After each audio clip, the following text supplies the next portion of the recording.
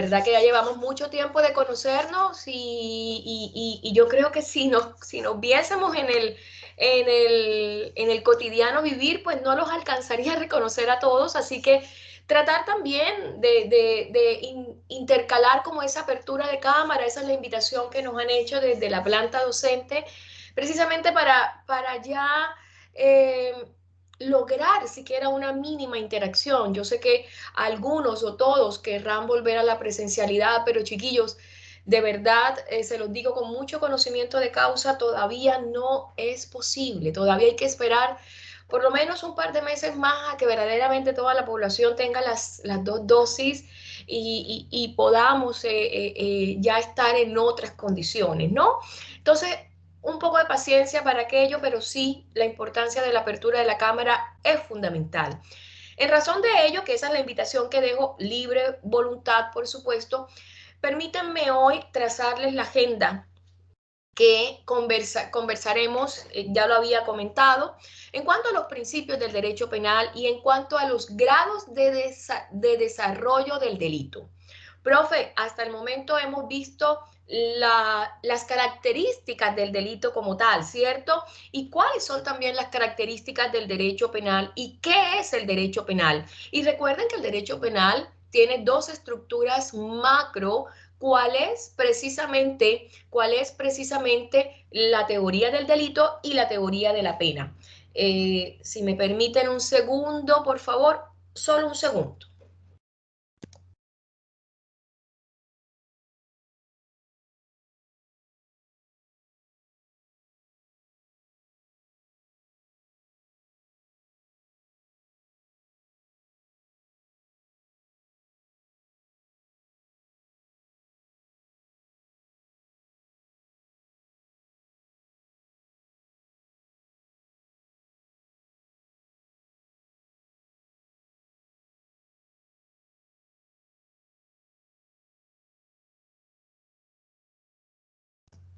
Ya, ahora sí, ahora sí. Entonces les comentaba aquello, que el derecho penal tiene estas dos estructuras, que es precisamente la teoría del delito y la teoría de la pena, o los delitos y las penas. Entendiéndose, por supuesto, que la pena es la consecuencia del delito y que el delito también tiene unos elementos muy puntuales, ya nosotros lo hemos conversado, que es la acción, que es lo típico, que es lo antijurídico, ¿y qué es lo culpable? ¿Qué es lo que se deriva o se va conectando en materia de responsabilidad con la pena como tal? Entonces, en ese entendido o en esa retroalimentación que, reitero, siempre realizamos previa a nuestra clase y que con toda seguridad, como lo habíamos conversado el día jueves, yo el lunes les iba a dejar actividad práctica formativa, no, dejémoslo para esta semana, porque la actividad la traslado para el día jueves como es lo propio. La actividad práctica formativa que les tengo dispuesta está muy relacionada con la cátedra del día de hoy y con la cátedra del día de mañana. Entonces, por eso también es importante que todos acudan. También me van a permitir por un instante, si así lo conceden, por supuesto también tomar un registro fotográfico. Recuerden que nosotros estamos con la plataforma Blackboard. Un segundo para yo hacer lo propio y que quede la constancia del caso.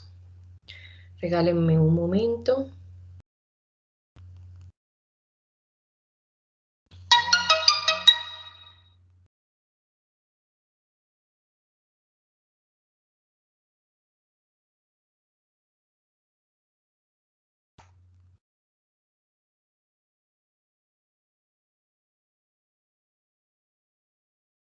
Me he vuelto un poco lenta para escribir. Ya, ahí se está integrando Camila. Muy bien.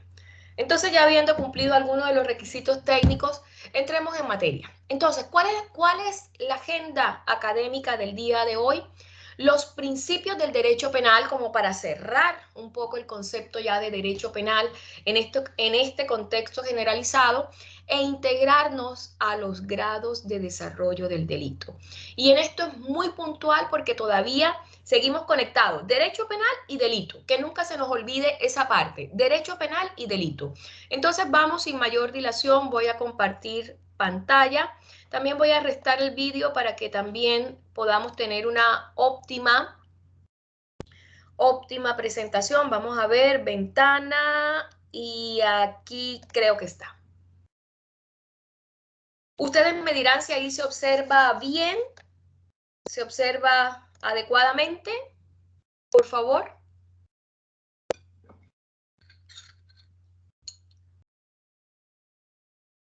Sí, profe. Chiquillos. Muy bien. Muy bien, entonces vamos a tratar de ser lo más entretenido dentro de todo lo que está a nuestro alcance como tal. Bueno, y como es un área que vamos directo en materia, vamos a hacer, por supuesto, los recordatorios del caso, entendiendo que estamos en la unidad número 1 y nos habla precisamente de la estructura del derecho penal y la responsabilidad penal. Pero para ello también hay que recordar, hay que hacer algunos hincapié, algunos énfasis, ¿de qué maneras puede realizarse un delito, entendiendo que estamos dentro del estudio del mismo, ¿no? Y los delitos pueden realizarse de 3 formas. Profe, ¿por qué nos hablas de esto? Porque vamos a entrar a los grados de desarrollo del delito. No sin antes, por supuesto, hablar de los principios que sustentan el derecho penal para que ustedes también lo vayan complementando. Pero los delitos pueden ser instantáneos, pueden ser permanentes, es decir, yo puedo violar, yo puedo secuestrar, yo puedo robar y yo puedo matar. Y esto pudo haber sucedido en un lapso de 6 meses o menos inclusive. Y pueden ser continuados, como es el delito del secuestro, que una persona es raptada y no sabemos cuándo será su entrega. Recientemente en las noticias internacionales decían que una chiquilla, sobre todo en estos países pertenecientes al África subsahariana, decían que había sido raptada en el año 2013 y solo hasta hace un par de meses fue entregada a la chiquilla. Esto depende mucho también de las culturas, de las dominancias y de los califatos que también todavía siguen predominando en algunas partes de África, y por supuesto ni qué decirlo en el Estado Islámico, que son estas chiquillas raptadas con fines verdaderamente nefastos, y hasta que ellas, que es muy triste, hasta que ellas no son entregadas o retornadas o simplemente son asesinadas, el delito está ahí presente, el delito de secuestro, ¿no?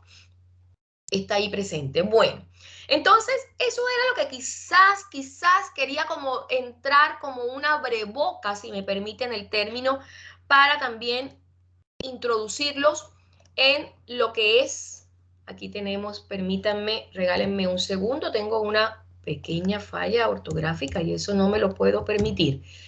Ahora sí, me dio horror de solo verla. Muy bien. Los principios del derecho penal. Me parece que así porque me genera una falla técnica. Por el momento así, chiquillos, para que no tengamos problema. Me parece que me está reportando. Un segundo, por favor. Ay, definitivamente. Un segundo.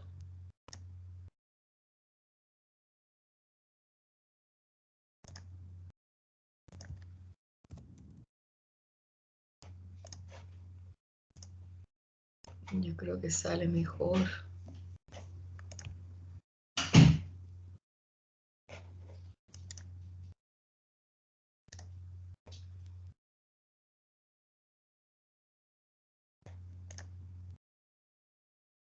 Parece que me sale mejor agregarlo como archivo y no compartir la aplicación. Vamos a ver.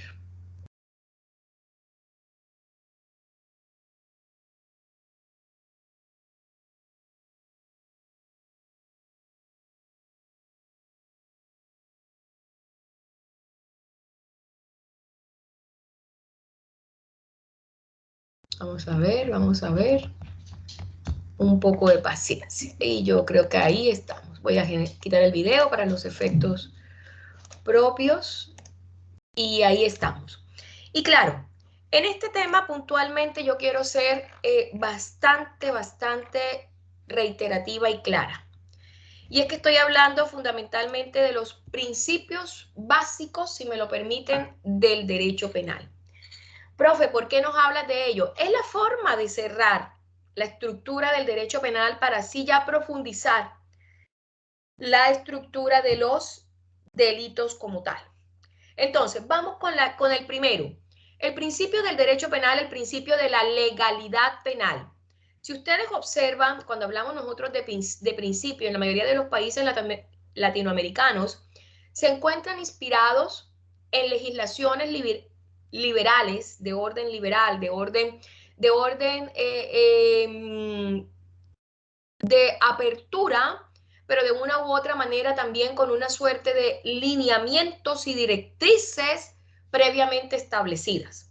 Y esto también tiene mucho sentido en la influencia de los sistemas democráticos, como es el caso de Chile, ¿no? Y que buscan no solo consagrar penas como castigos a todos aquellos que violen las normas jurídicas, sino también que el derecho penal tenga un fin preventivo, cual es precisamente evitar en el futuro que se cometan este tipo de conductas que son verdaderamente lesivas como tal, ¿no?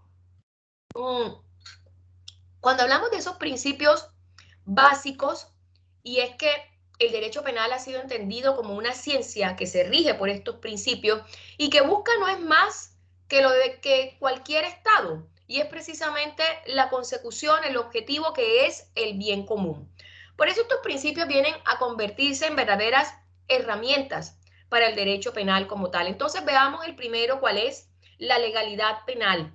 Y es que la legalidad penal, o conocido también como el latín, como yo ya también lo había explicado cuando hablábamos de las fuentes del derecho penal, estábamos hablando de esta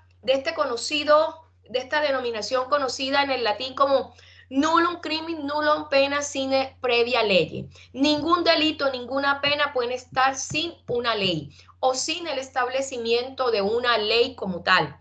Y establece eso, que el delito debe estar precisamente establecido, y estos chiquillos que no se les olvide porque es pregunta de prueba, debe estar establecido en una ley formal, de manera de garantizar al ciudadano la seguridad jurídica, ya que le permite conocer con exactitud la conducta prohibida y sus consecuencias jurídicas.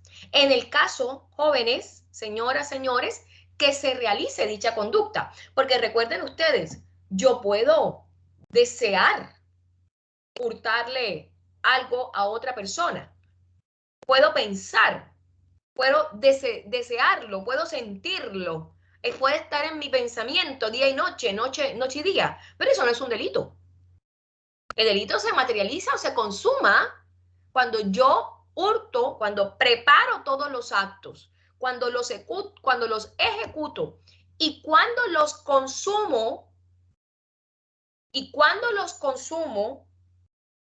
ahí he configurado el delito de hurto como tal. Cuando ya yo he robado ese bolso, no sé, de Carolina Herrera, de Louis Vuitton, de Michael Kors, ya yo he consumado ese delito. Entonces, por eso es que cualquier pensamiento delictuoso no es considerado delito, porque no se traslada a la realidad. Entonces, la legalidad penal nos permite precisamente eso, conocer con exactitud que el artículo 391, que nos ejemplifica el homicidio, claramente está previamente tipificado en el Código Penal. Bueno, entonces sigamos. Otro principio, permítanme aquí, yo voy así, ahora sí. Otro principio, el principio del bien jurídico. Y es que el principio del bien jurídico, como lo afirma un gran profesor de la U Chile, de la Universidad de Chile, Alberto Arteaga Sánchez, que también es muy cercano a nuestro manual de derecho penal, cuál es precisamente el de Jean-Pierre Matus. Y es que nos dice que todo delito supone la lesión o puesta en peligro de un bien jurídico, en el cual radica la esencia del hecho punible, es decir, derecho delictuoso. Y es que, jóvenes, el derecho penal se destina básicamente a proteger bienes y valores cuyo amparo se considera imprescindible para la existencia de la sociedad. El ejemplo, la violación del artículo 318 en el Código Penal, que hace que cualquier persona que viole las indicaciones de la autoridad sanitaria deberá, por supuesto, cumplir una condena o pagar por lo menos una multa. La multa es la sanción. Por lo tanto, todo delito supone a lo menos, chiquillos, un peligro para ese bien jurídico. La persona que mata, la persona que roba, la persona que viola, la persona que agrede. Es un peligro para ese bien jurídico. ¿Cuál es el bien jurídico? La vida, la integridad física, la integridad mental. Porque recuerden también que dentro de los acápites o temas que vamos a abordar tenemos la violencia intrafamiliar. Y la violencia intrafamiliar está contemplada por la ley 20.066 y es un delito. Es un delito. Entonces, el delito siempre va a ser un peligro a lo sumo para un bien jurídico. Y que claramente permite incriminar o responsabilizar un comportamiento, ¿no? Un comportamiento. Por eso es que el tema de la voluntad materializada es fundamental en el derecho penal. Es que no basta solamente con que yo desee hurtarle el B&B que tiene de auto el vecino. Yo lo deseo, ¿ya? Yo lo deseo. Pero si yo lo materializo, si yo ejecuto todos los actos preparatorios, ejecutivos y consumo el delito, ¿cuál es? Hurtar el auto, eso sí lo va a castigar el derecho penal. Pero la sola voluntad no es castigable, no es recriminable, no es incriminatoria para el derecho penal. Entonces, el principio del bien jurídico es uno de los principios básicos. ¿Por qué? Porque significa que las normas jurídicas penales están orientadas hacia la protección de los bienes y valores jurídicos y la determinación de estos constituye la razón de base de existencia de este principio y del derecho penal. Bueno, tenemos otro principio, el principio del hecho. Y es que el principio del hecho nos habla de que el delito debe consistir en un comportamiento externo concreto. Profe, explícate. Lo que ya he reiterado de 1000 formas. Y es precisamente que el delito debe exteriorizarse. La voluntad del delito debe plasmarse a la realidad. La voluntad del delito debe ser exógena, es decir, traspasar ese deseo. La voluntad debe verse materializada, debe verse exteriorizada. Es lo que pide, por supuesto, el derecho penal como tal. Es lo que él pide. Entonces, el principio del hecho es que el delito debe consistir en un comportamiento externo, concreto e individualizado. Ya nosotros habíamos hablado, que yo les dije a ustedes que me dejaran un poco en el tintero es en stand-by, esa responsabilidad de las personas jurídicas, ¿ya? Esa responsabilidad de las personas jurídicas en el derecho penal. Porque siempre cuando hablamos de derecho penal estamos hablando de derechos de personas individualmente consideradas. Por tanto, el principio del hecho consiste en ese comportamiento externo, concreto, preciso e individualizado, por el cual se sanciona a quien realizó dicho comportamiento. Tal situación significa que el derecho penal castiga al sujeto activo de aquí en adelante, no por su personalidad o por su forma de ser, sino por la conducta de acción u omisión que haya ejecutado. Permítanme un segundo, tengo que hacer una pausa porque me está generando una falla técnica. Por favor, son los avatares de la situación que tengo hoy por hoy, que tengo fallas en el internet. Un segundo, por favor.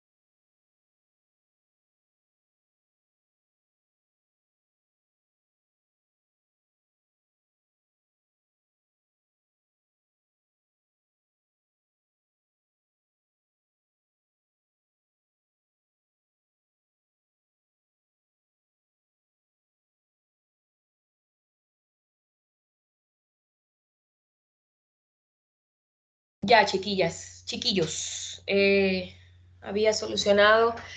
Es un tema de que uno tiene que mover el router porque el router, yo les comenté que había intentado con BTR y no fue posible. Por aquí había una personita que me estaba intentando solicitar. Vamos a ver quién sería. Vamos a ver. Regálenme un momento, por favor, para yo ver. Profe, una consulta, las grabaciones, ¿dónde están quedando?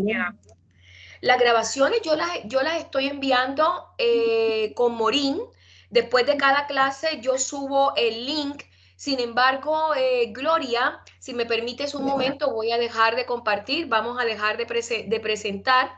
A ver si es así como yo digo. Si no, por supuesto, me toca crear el acceso dentro de la misma plataforma de archivos para que ustedes, por supuesto, puedan ver las presentaciones al lugar. Regálenme un momento para ver si yo comparto pantalla y podemos ver. Regálenme un segundo. No sé si se pueda ver desde este mismo momento. No sé si se Parece que pueda María ver. no está asistiendo a la clase y parece que está pidiendo los apuntes porque parece que tiene problemas de que no, las grabaciones no se pueden abrir. Entonces yo Ya, igual quiero pero estudiar yo las estoy y enviando por no... enlace YouTube, Gloria. Ah, por Eh, enlace. claro, por enlace YouTube, porque a mí también Morín, me voy a abrir un poquito la pantalla, a mí también Morín me explicó de que no las podían abrir y entendiendo que ustedes pertenecen a la sesión de Microsoft Teams. Entonces, ¿a qué me refiero? A que en Microsoft Teams hay un ítem que se llama recordings, es decir, grabaciones. Y ahí van quedando todas las grabaciones que vamos, por supuesto, surtiendo, porque a mí también yo también las necesito como evidencia. Pero ¿qué estoy haciendo yo? Después, perdón, de cada sesión, por ejemplo, el día de hoy, y si me permites hacer un recuento, yo les puedo enviar por vía correo sesión de tal fecha, sesión de tal fecha. Yo las estoy trasladando el enlace YouTube, de tal manera que a ustedes les pueda ser mucho más fácil, por supuesto, la visual del mismo. Si tú me permites un momento, regálame un segundo para no dejar esto en el tintero y darle alcance a nuestra sesión, que es importante que toquemos este tema para absolverlo de inmediato. Si me permites un par de minutos, yo lo puedo absolver colocando los enlaces, primeramente a través del chat y segundo, por supuesto, formalizándolo por vía correo institucional, de tal manera que aquellas personas que se les dificulte el acceso al Internet, pues por supuesto puedan visualizar. Vamos a ver. Vamos a ver si yo lo puedo... No lo puedo rescatar. Me tocaría ya entrar a mi plataforma y rescatarlos. Gloria, lo que me puedo comprometer, así como la evaluación diagnóstica, una vez concluyamos sesión, se los envío por vía correo institucional, los enlaces que he por supuesto rescatado o trasladado a enlace YouTube como tal. ¿Ya? Eso es lo que puedo hacer por este momento, porque sí me ha comentado Morín que tuvieron inconvenientes frente a abrir los enlaces como tal. Y no debiese, porque los enlaces en Teams van quedando incorporados en estas grabaciones. Entonces debiese ser un poco más fácil, ¿no? Pero bueno, yo los estoy trasladando a enlace YouTube para que sea mucho más fácil para ustedes. Y ustedes, por supuesto, también, aquellos que no comparecen, pero aquellos también que puedan como hacer una especie de retroalimentación. ¿Ya? Así que bueno. Entonces, nuevamente dejo de compartir vídeo para darle protagonismo, por supuesto, a nuestra presentación y agradezco, Gloria, no te preocupes.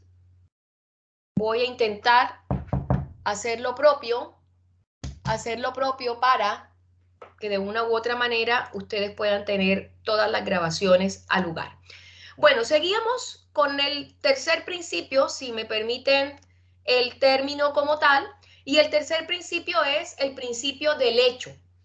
Y es que el principio del hecho ya lo conversábamos, debe estar el comportamiento exteriorizado, porque no solamente se castiga al sujeto conforme, por supuesto, a la acción u omisión que él haya ejecutado.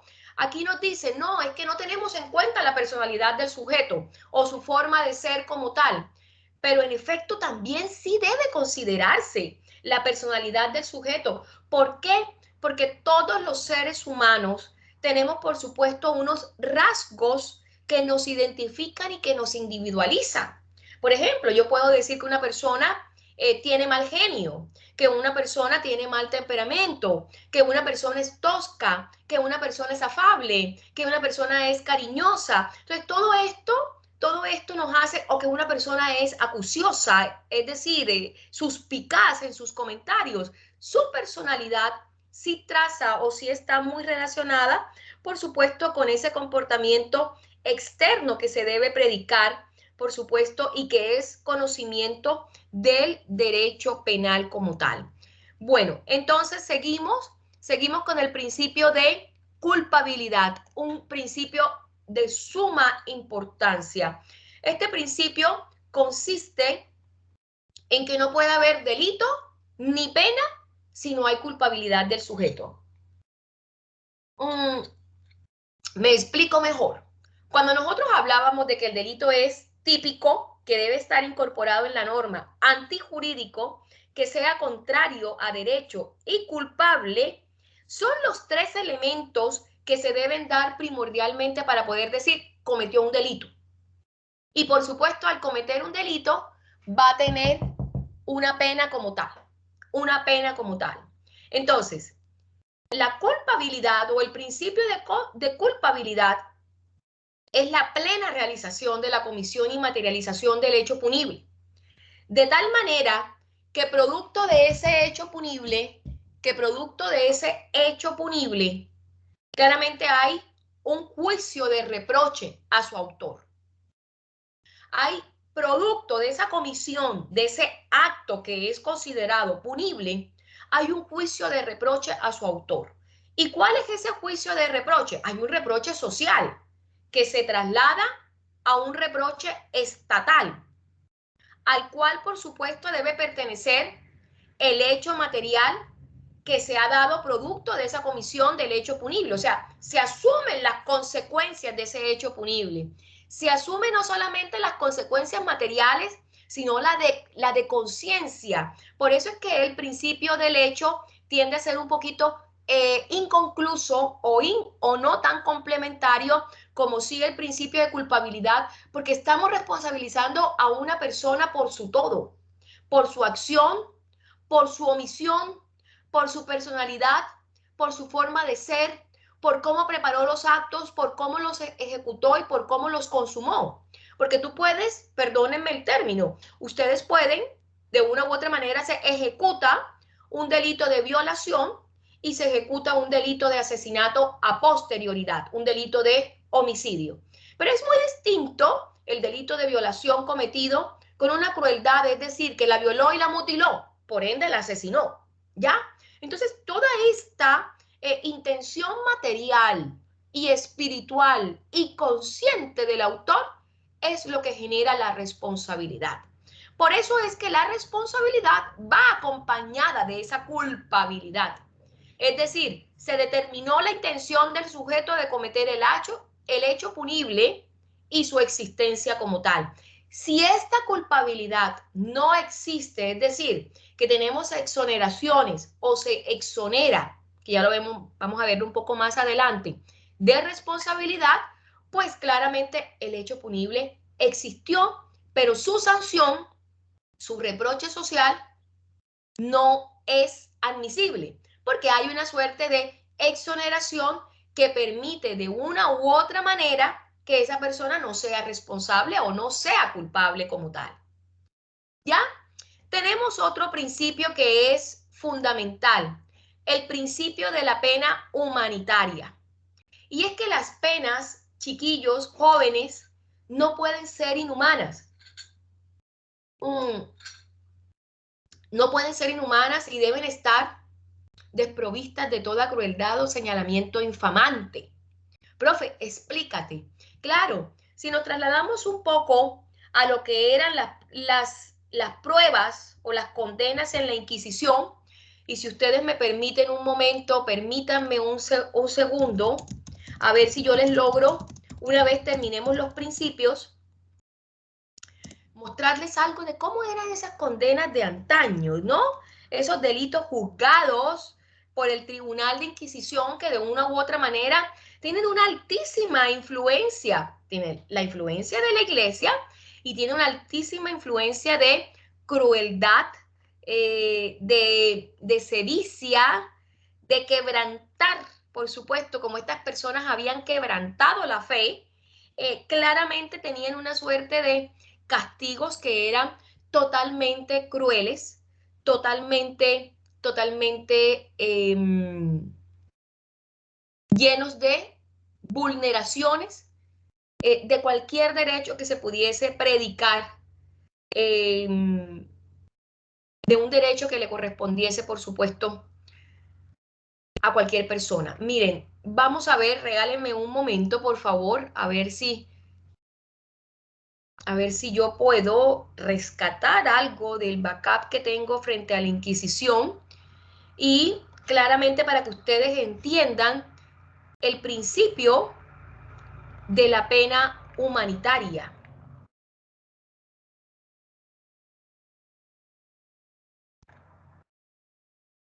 Por ejemplo, los hechos sucedidos en dictadura no se condicen con lo que uno está predicando o precisamente de la pena con humanidad. Ustedes mal no recuerdan, durante los gobiernos de facto, tanto de Chile como de Argentina, como del Perú, de una u otra manera, atentan, por supuesto, contra las dignidades de las personas como tal. Hay un video que a mí me parece, pero fíjense que no lo tenía preparado para la sesión del día de hoy, que es precisamente las casas de la Inquisición en Toledo. Toledo fue una de las estancias españolas más influyentes en América Latina y que por lo demás, por supuesto, en el caso de Tomás de Torquemada Dominico, que fue un gran inquisidor general de la Casa Castilla y Aragón, que tiene influencia, por supuesto, en las colonias latinoamericanas. Si creo que lo puedo encontrar, me lo van a permitir solamente presentarlo hasta que ya cierre la sesión, como para un complemento, por supuesto, de lo que ustedes necesitan, ¿no? Y de lo que podemos, por supuesto, entender como pena humanitaria. Las penas no pueden ser inhumanas. Las penas tienen que estar desprovistas de crueldad, precisamente por ese acto rehabilitador que tiene la pena. ¿Ya? Esa condición de difamar e infamar a cualquier persona, aún pudiese considerársele como delincuente, claramente hoy por hoy no es plausible o no es comprensible respecto de lo que buscamos con el derecho penal. Por eso todavía los estados a donde subsiste la pena de muerte son estados que de una u otra manera están violando los grandes tratados internacionales que protegen hoy la dignidad de las personas indistinta cualquiera sea su condición, y me refiero a sus condiciones que sean o no delincuentes, y que claramente la pena de muerte genera una ruptura en los sistemas de carácter democrático e institucional. Y nos sorprende mucho que Estados Unidos todavía tenga subsistente la pena de muerte, sobre todo en los estados como es el de Texas. E Illinois también lo tiene. Profe, pero la pena de muerte ya es cuando le hacen daño tercero como violación, por matar o algo así. O a los delincuentes también. No alcancé. Porque es difícil. Le digo, si es que en Texas, en Estados Unidos, la pena de muerte está contemplado el delito por violación, por matar a una persona o por robar. ¿Qué tipo de pena es allá?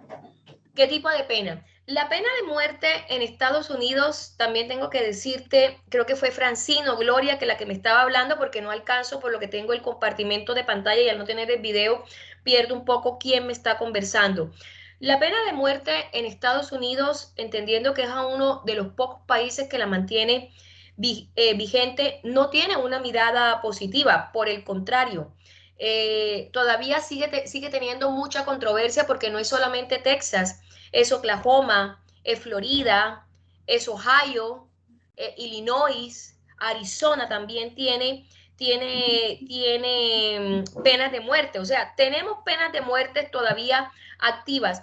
¿Por qué delitos? Fundamentalmente por los delitos de homicidio calificado, homicidio con sevicia, violaciones constitutivas de derechos humanos, y cuando me refiero a violaciones, son, digamos, estas comisiones de hechos punibles, sobre todo predicables, de los asesinos o de los delitos en serie como tal, ¿no? A ver, qué otro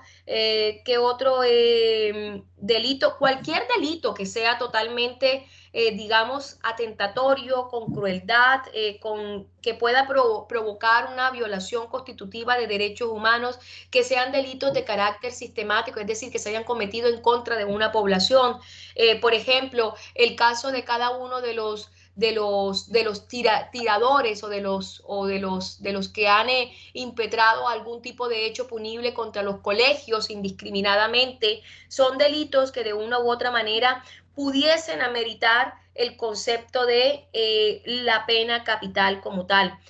En Estados Unidos, si mal no recuerdo, de hecho, en la actualidad, en el 2021, tenemos alrededor de, ya en el transcurrir en Estados Unidos, de 6 ejecutados. Uno de los casos más controversiales que se dio recientemente fue el de, espero que la memoria no me falle, de verdad, el de Lisa Marie Montgomery. Ella fue una asesina convicta estadounidense norteamericana y tenía problemas serios de perturbación. Yo creo que en el caso de Lisa Marie faltó una mejor defensa o estrategia de un abogado que pudiese de pronto, bueno, claro que tenemos la claridad de que sí es una delincuente, sí es una asesina serial, pero hubiera podido, digamos, evitarse la pena de muerte y más bien un presidio perpetuo precisamente por una suerte de interdicción, porque se le comprobó a ella que tenía perturbaciones mentales.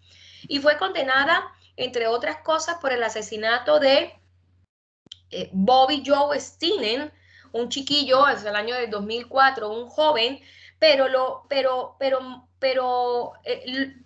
que más predica de este hecho es que lo mata a él, mata a la chica que estaba embarazada, le arrancó el feto del vientre y lo secuestró. ¿Ya? Entonces, fíjense que son delitos que tienen una suerte de sevicia, de crueldad. Si la memoria no me falla, Bobby Joe Stienen era una chiquilla, claro, una joven, estaba en el sexto, séptimo mes de embarazo. Ella también asesina a la pareja de Stienen, le arranca el feto, se lo extrae, primero la mata y ella casi que la cercena, el corte que tiene Stienen, por lo que yo recuerdo de la autopsia, casi que le mutiló, digamos, todos los miembros de carácter inferior para extraerle el feto. O sea, aquí hubo una suerte de violencia única. Lisa Marie Montgomery es condenada por inyección letal en el estado de Texas, si la memoria no me falla. ¿Ya? Esto, como se dice, tienen que ser delitos muy, muy, muy cruentos, que de una u otra manera prediquen, por supuesto, la pena de muerte. En su gran mayoría son delitos por homicidio como tal. También hubo un caso que en Texas, sobre todo en Texas, porque en Illinois y en Ohio se está buscando a través de un proyecto de ley eliminar la pena de muerte, pero Texas ha sido muy rehusente a eliminarlo, y recientemente también en Texas se ejecutó a un caballero que es John Hummel, Hummel. John Hummel fue condenado por matar a su mujer embarazada, a su esposa embarazada, a su hija de 5 años y a su suegro.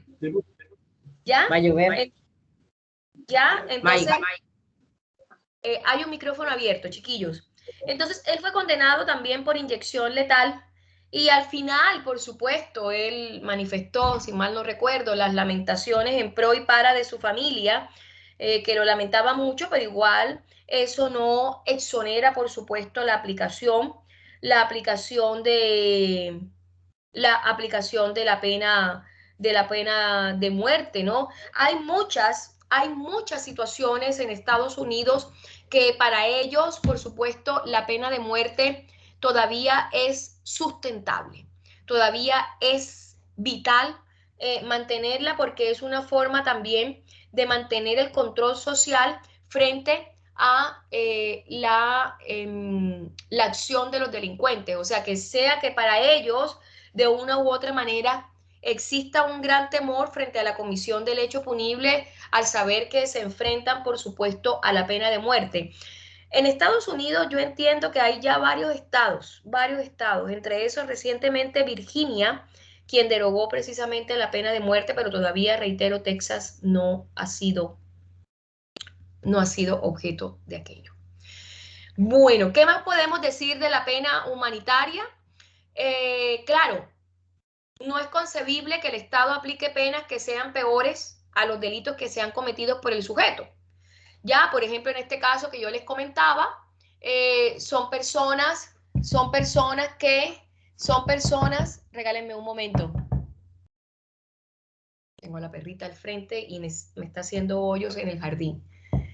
Deben ser proporcionales y por eso es que el principio siguiente es de suma importancia, porque nos viene a mostrar la proporcionalidad. Yo no puedo, que me pareció un exabrupto o me pareció tremendamente injusto que si una persona roba una chocolatina vaya a la cárcel. No, tiene que existir una proporcionalidad. No es concebible, reitero, para el Estado que se apliquen penas que sean peores que los delitos que ha cometido el sujeto y que están orientadas, por supuesto, a la crueldad social. ¿Ya? Eso no lo busca hoy por hoy el derecho penal. Claramente, cuando vemos este tipo de sucesos, ¿no? El caso de Ámbar, que la escondieron en la propia casa de la madre, ¿no? O de la cercanía con Hugo Bustamante, son casos que generan totalmente un reproche social. Y hay una crueldad social, porque la crueldad social se replica precisamente de que esta madre se fue a comprar indumentarias con la pareja que ya sabía que era responsable y que estaba sindicada del hecho punible, porque la madre respondió precisamente a ese consorcio, a ese concurso que era precisamente deshacerse de su hija, ¿no? Entonces todo esto, lo mismo también pudiésemos decir del caso del profesor Nivaldo, ¿no? Que esta persona fue mutilada como tal. Entonces, toda esta preparación hace que genere verdaderamente, son actos crueles que si se hubieran cometido en Estados Unidos, muy seguramente hubieran sido condenados a la pena de muerte, ¿no? Entonces, no se busca buscar al Estado o no se busca mirar al Estado desde el punto de vista del derecho penal como una suerte de inquisidores, sino por el contrario, verdaderamente buscar una proporcionalidad y que la pena tenga un sentido rehabilitador. Yo inclusive me atrevería a decir más que el principio de la pena humanitaria, me atrevería a decir más allá del principio de la pena con un enfoque rehabilitador. Y por eso es que el principio siguiente nos hace muchísimo sentido porque es el principio de la proporcionalidad. Y la proporcionalidad responde a la idea de evitar o de más bien de utilizar una medida que sea totalmente exorbitante o totalmente extralimitada o exagerada de las sanciones que conllevan a la privación o restricción de la libertad. ¿Ya? Lo que debe, palabras más, palabras menos, lo que nos dicen es que acción delictuosa debe ser proporcional con la pena. Quizás en los casos, reitero, que recientemente comentaba, la proporción de la inyección letal o de la pena de muerte es totalmente válida por la sevicia, por la crueldad, por la intención marcada de matar a una esposa, de matar a su hija de 5 años y de matar a su suegro, o de precisamente con Lisa Marie Montgomery, de extraerle, ese fue un caso muy connotado en el plano internacional, de extraerle del vientre el feto, precisamente con fines evidentemente de secuestro particular. Entonces son hechos que de una u otra manera, claro, se están violando estos bienes jurídicos que son inmensamente valiosos, y que de una u otra manera la pena de muerte puede ser el ajusticiamiento y la sanación para esos familiares, de ver por sentado de que la persona que cometió tremendo, el nefasto hecho punible, pues sea por supuesto extinta de la faz de la tierra por haber cometido actos de semejante magnitud. Pero,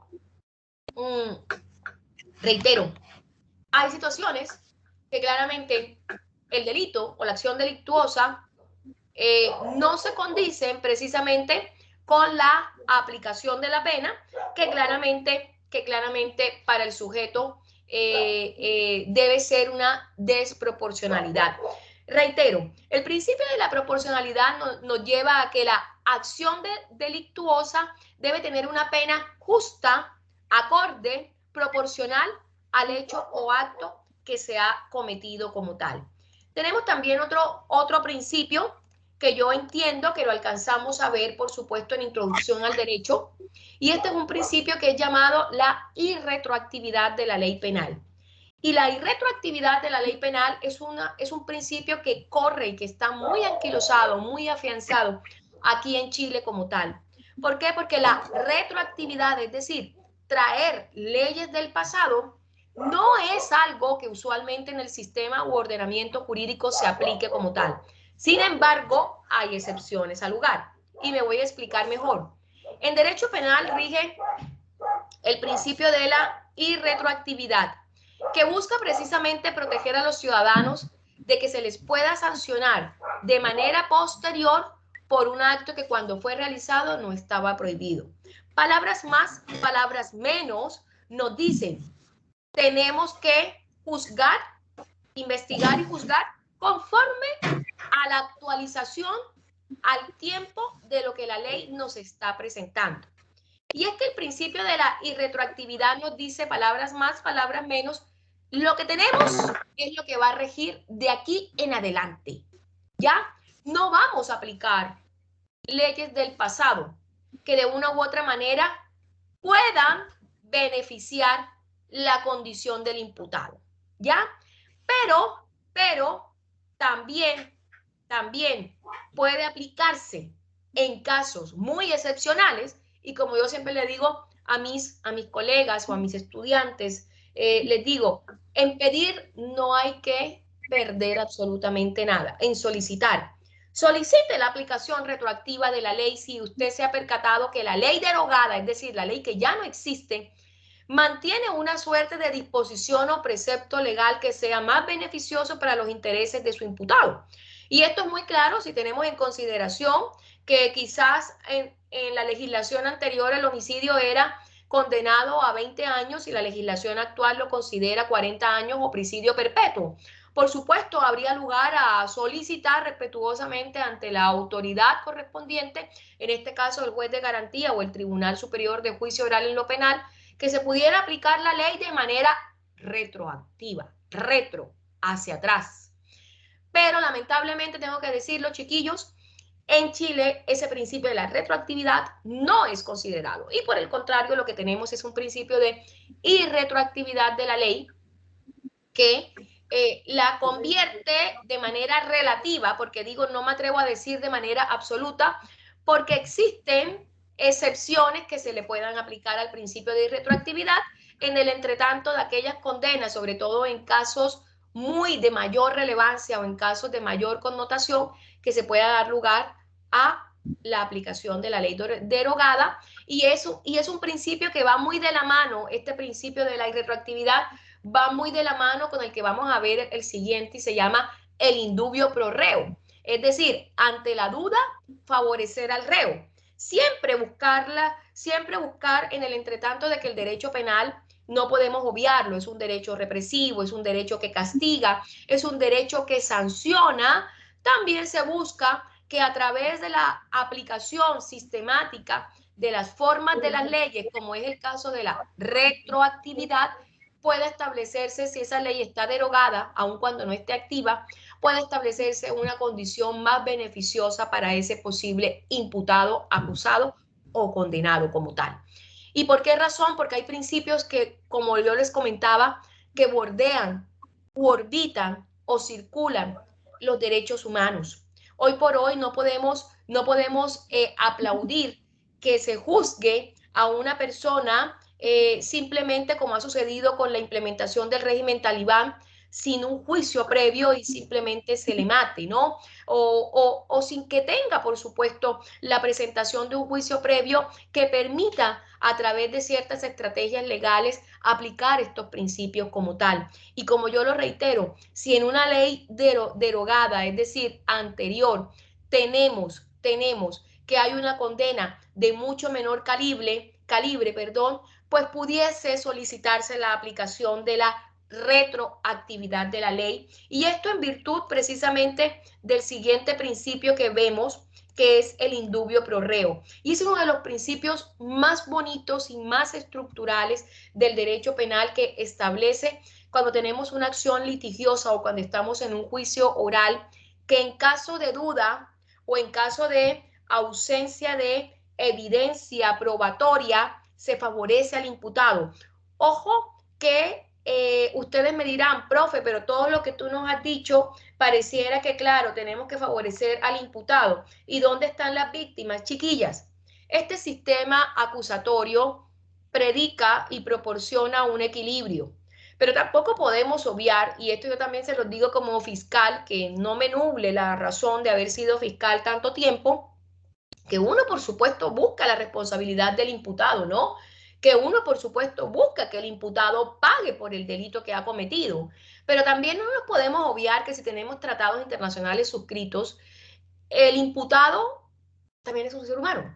También es un ser humano que necesita, por supuesto, una suerte de compasión. Y es ahí donde también la criminología, que es una de las ciencias que está amparada o que está bajo el paraguas del derecho penal, tiene verdaderamente un sentido, porque aquí, si bien estudiamos al criminal, al asesino en serie, lo perfilamos, también estudiamos al ser humano que está incorporado en la vestimenta de delincuente como tal. Ayer escuchaba un caso muy puntual y no sé si algunos habrá tenido la oportunidad y si de pronto lo podemos colocar a manera muy interesante, lo voy a hacer. Si me dan un par de minutos ahora que terminemos los principios y antes de entrar a los grados de desarrollo del delito, el caso del inspector Vidal. Un enfrentamiento que se diese por parte de un operativo de la PDI que a todas luces se ve que está totalmente viciado. Y permítanme un término un poco más informal y coloquial de mi parte, amangualado, es decir, manipulado, favorecido, y que de una u otra manera se da cuenta uno que la persona que está detenida no cometió el hecho. Entonces, la insuficiencia probatoria, que para estos casos tiene que valerse, por supuesto, de un abogado, debe resolverse en favor del imputado. Por supuesto, chiquillos, esto no es una situación que le suceda a todos los imputados o a todos los delincuentes. No siempre vamos a favorecer al reo. Pero hay situaciones muy puntuales que uno se pregunta si verdaderamente esa persona que está siendo imputada, habiendo sido detenida y posiblemente sometida a juicio y condenada, es la responsable. ¿Ya? Y es uno de los principales... Pregunta, por favor. Por ejemplo, no sé si usted se acuerda del caso de la Villa Talinay, una madre que mató a su hija y fingió un supuesto incendio. Ya, en Coquimbo, acá fue, eso sucedió Sí. acá en Coquimbo, ¿ya? Es que el otro día estaba leyendo una noticia en la cual decía que la madre, la madre de Ámbar parece que se llama, Sí. o Melissa. ¿Ya? De la niña, la están protegiendo. Ella actualmente está haciendo su prisión en un hospital. Eso es, eso es, o sea, es válido hacerlo porque es como injusto, porque ella mató a su hija, porque tienen que resguardarla de esa forma, tienen que pagar donde corresponde, Claro, ¿no? claro, obvio, obvio. Se predica y yo también quiero que ustedes comprendan. El derecho penal indiscutiblemente no podemos obviarlo, claro. Si habláramos lo que pasó por la muerte de la niña, creo que tenía como 12 años, 12 años, claro, uno diría, tiene que pagar, a toda costa tiene que pagar.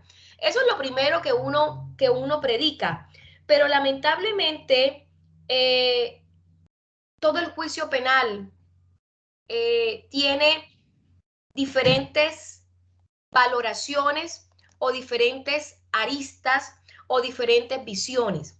Y recuerden ustedes que el derecho penal está liderado precisamente por un fiscal, está liderado por el Ministerio Público, ¿ya?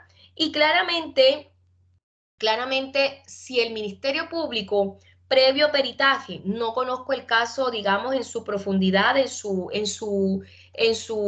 investigación de fondo, y claramente, si previo peritaje el Ministerio Público considera, Gloria, que definitivamente esa persona que estuvo involucrada en el asesinato, que creo que el escenario fue un incendio, si la memoria, no sé, no me falla, la verdad que tengo que también tengo que tener mayor claridad. De hecho, la fiscal de ese caso es una profesora, una colega que trabaja conmigo en la Universidad de Aconcagua y creo que es la fiscal Jocelyn Weiser, si mal no estoy. Es que la verdad me gustaría ser más precisa.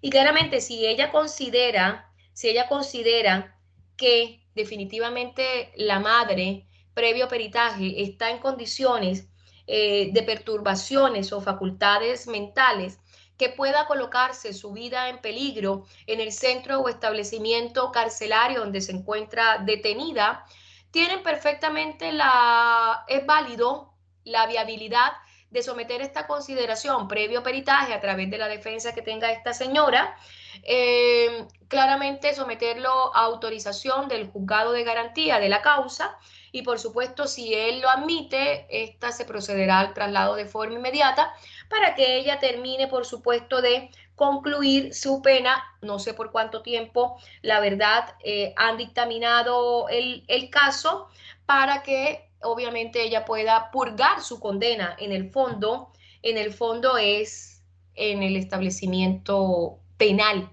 en el sanatorio penal, si pudiésemos llamarlo de esta manera. Y es perfectamente válido, por supuesto. Es perfectamente y absolutamente válido. Los imputados, los imputados, es muy distinto ser imputado. Imputado es aquel que que se le está llevando la causa en un juicio. Todavía la presunción de inocencia está vigente, digámoslo así. El condenado es aquel que ya reposa sobre él una condena, una sentencia. Y el acusado es, digamos, en la fase primaria del juicio, cuando se le acusa por parte del Ministerio Público de aquellos posibles delitos en los cuales él pudo haber tenido participación, pero que obviamente dependerá del juicio en el que se desarrolle para demostrar al final su responsabilidad. Y en este caso, recuerden ustedes que la relación que hay entre el derecho penal y el derecho penitenciario es única, porque si esta persona se ha demostrado, requiero previo peritaje, que tiene una suerte de disparidad en sus facultades y además también peligra la vida de ella en el establecimiento carcelario, pues se puede dar lugar a una suerte de evaluaciones que puedan dar lugar a su traslado. Ahora bien, uno diría, ¿cómo es posible que una madre, que ella fue declarada autora de ese crimen, como reitero, creo que fue un incendio y creo que también las connotaciones fue en su propia casa, y bien tú lo has dicho, la chiquilla se llamaba Melissa, claramente es muy diciente, ¿no? Uno no pretendería que ella va a terminar su condena en un sanatorio, pero sí es perfectamente viable. Sí es perfectamente viable, Gloria. No sé si con eso he dado lugar un poco a la respuesta. Sí, profe, muchas gracias. Ya. Es lamentable, ¿no? Es lamentable porque este es un delito grave, este es un delito grave, un delito a donde hay un nexo de vínculo familiar, que de hecho, si pudiésemos, además del delito de incendio, pudiésemos hablar de una suerte de parricidio, la imputación de parricidio es perfectamente válida y que claramente uno no pensaría que por el tema de que esta señora verdaderamente es un peligro para la seguridad, pudiese otorgársele este tipo de medidas como tal. Además que yo, si mal no recuerdo, ahora que he empezado como, yo me acuerdo que Jocelyn nos comentó ese caso, aquí hubo una suerte de actos de carácter preparativos y ejecutivos que llevaron, por supuesto, a la consumación y que claramente esta autora o esta madre emuló o realizó algunos actos que también detonan sevicia y crueldad. Como entiendo que yo también que la chiquilla fue apuñalada o fue acuchillada, tuvo múltiples fracturas en el cráneo y eso fue lo que en cierta manera provocó la muerte inmediata porque aquí hubo un desenlace de carácter hemorrágico, ¿no? Entonces, claramente, y no se le prestó, por supuesto, el socorro oportuno como tal, y luego incendia la casa, ¿no? Esto verdaderamente deja mucho que desear. Por supuesto, también si ustedes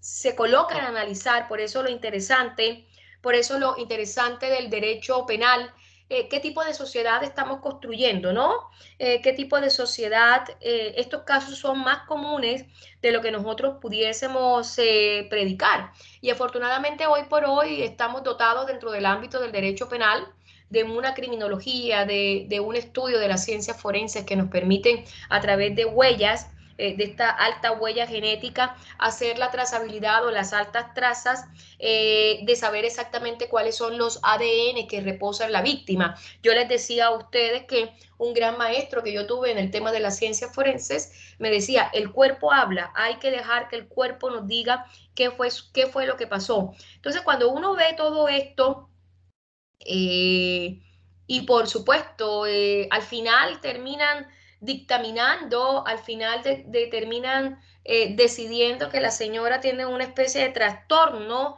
que claramente lo tenemos presente, porque una persona que mata a su hija debe tener algún tipo de ausencia de facultades, de vulneración de las facultades.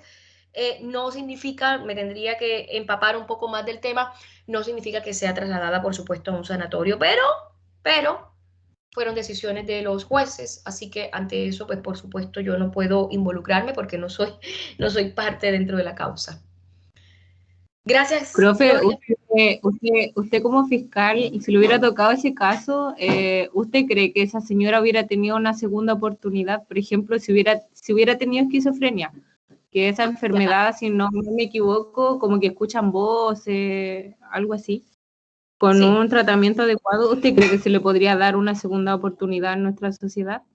Es lo que dice la esquizofrenia paranoide, ya, porque obviamente al ser fiscal también durante mucho tiempo estuve entrenada en el tema de la psicología y la medicina forense, nos guste o no, a mí me costó mucho trabajo entenderla, pero ya después uno va asimilando. Si nosotros hacemos el análisis de lo que es la esquizofrenia paranoide, claramente sí, es una enfermedad, una patología que se caracteriza precisamente por las ideas delirantes, las ideas alucinantes, las alucinaciones.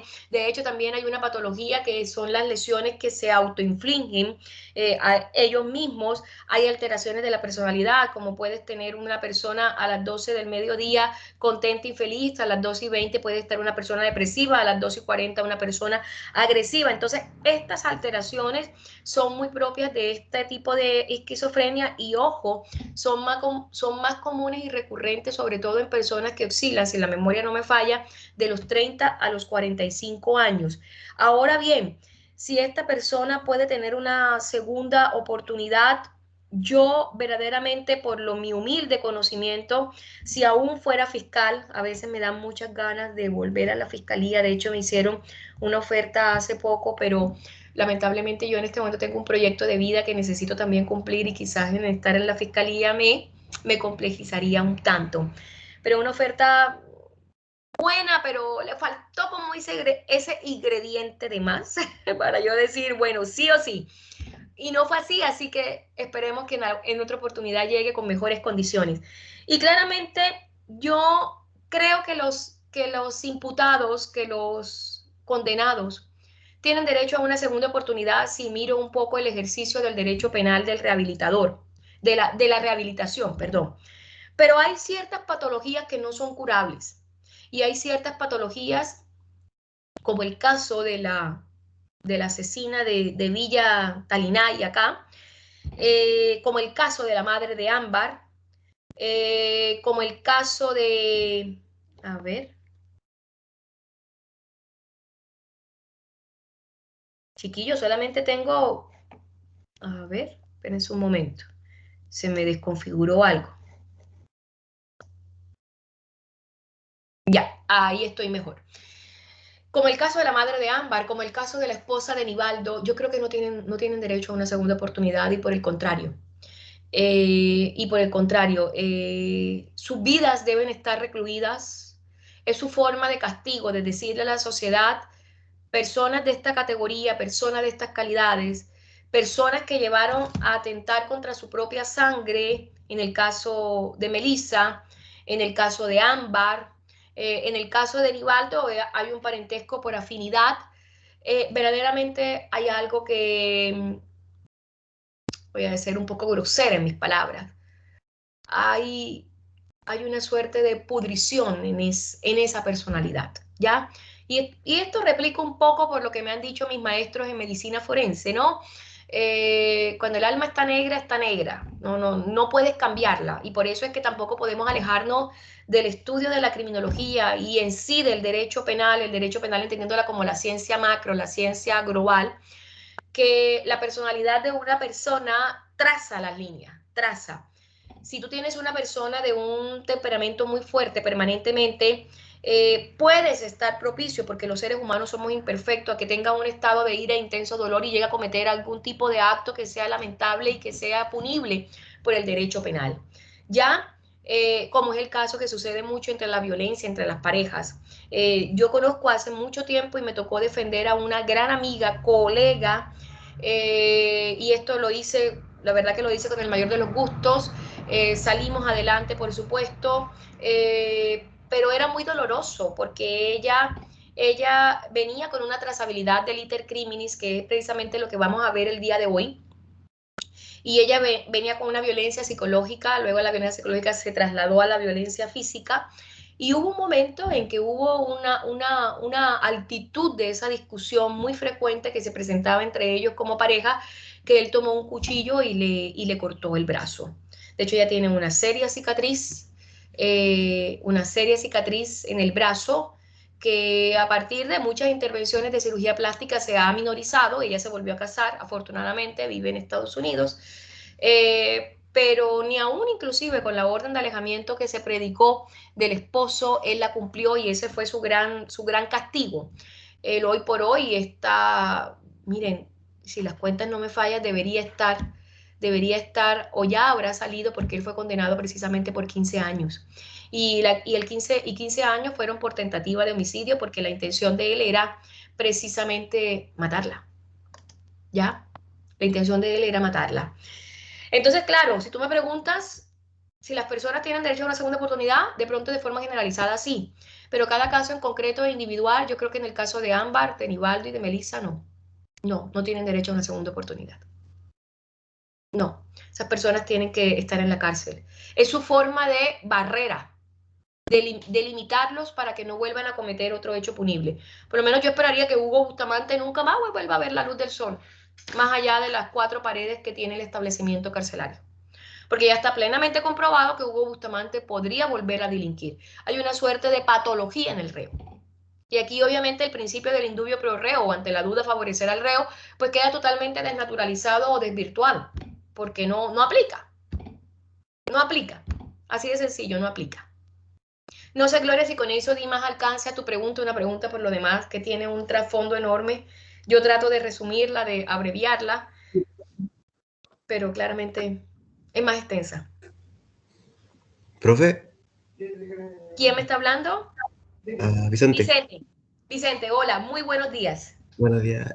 Buenas tardes, ya, buenas tardes.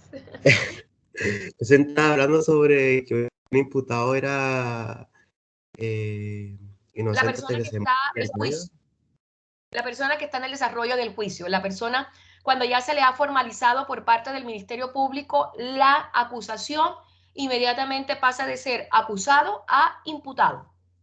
Y el condenado es aquel, por supuesto, que ya tiene una sentencia sobre sus espaldas. Sí, pues, pero es que recién hace unos días estaba leyendo yo sobre una situación de un niño de Santiago, creo que, si no me equivoco, pero no me acuerdo si era, porque no me acuerdo que le habían acusado sobre algo que había pasado en el estallido social o había entrado a robar una casa. No, entró a robar, alguien entró a robar a una tienda. ¿Ya? ¿Cómo se llama? Al niño le acusaron porque se parecía un poco a un tipo que estaba ahí, que se vio en las cámaras de seguridad. ¿Ya? ¿Cómo se llama? Después yo vi como un video que hicieron también, como una entrevista, y mostraron el video y todo no se parecían al tipo, al niño. Y aún así lo acusaron sin pruebas, lo acusaron y lo llevaron preso, lo dejaron en la cárcel como 3 meses. Y el niño era Ya. peluquero y después, Y como a los meses después, igual fue inocente y ahora está como en una demanda contra el Estado porque lo mandaron al bote. claro, así es. Era lo que yo les comentaba a ustedes y esto también tienen que tenerlo muy, muy claro, que el Estado en su capacidad de aparato estatal y que tiene la posibilidad de reprimir, de condenar delitos a través de sus juzgados de garantía y de sus tribunales de juicio oral en lo penal, claramente también tiene la posibilidad de equivocarse. Y en la fiscalía, así. Así, pero así. Hay un error y también es un error que viene de esta cadena jerárquica y es decir que opera desde los investigadores PDI o investigadores carabineros. Por ejemplo, el caso del juicio del inspector Vidal, tú no puedes, y perdónenme que yo me emocione un tanto, tú no puedes nombrar de perito a otra funcionaria de la PDI cuando estás investigando a un funcionario de la PDI. Tú nombras a un perito, el perito base de la causa será una persona neutral distinta a la fuerza que por supuesto está siendo objeto de investigación. ¿Por qué? Porque va a carecer de imparcialidad el dictamen forense. Entonces, si en este caso en Chile tenemos dos fuentes investigadoras o dos escenarios investigadores, cuáles son Carabineros y la PDI, o en unas palabras más informales, policía y PDI, claramente si la PDI tiene investigaciones pendientes, serán los peritos de Carabineros quien, por supuesto, a través de un cruce de información puedan elevar los dictámenes al lugar. Pero eso es como si yo pongo a realizar el peritaje a mi esposo, porque mi esposo, por supuesto, va a ser subjetivo, porque yo soy su esposa. Si pongo a realizar el peritaje a mi mamá, con mayor veras. Entonces, esas son las fallas del sistema que de una u otra manera decantan en lo que tú estás comentando, Vicente, y son en este caso una tremenda falla de individualización, lo que yo también les decía, individualización del sujeto activo como tal. Tú no puedes dictar una orden de captura cuando era el anterior sistema. Hoy por hoy, el control de detención preventiva, si tú no tienes la plena certeza y seguridad de que esa persona cometió el hecho punible, por algo muy simple, por lo que estamos viendo de los principios, estamos hablando de quitarle la libertad a una persona. Y esto no es como quitarle, como decirle, bueno, usted está sancionado por una multa de 5 millones de pesos. Bueno, listo, páguela.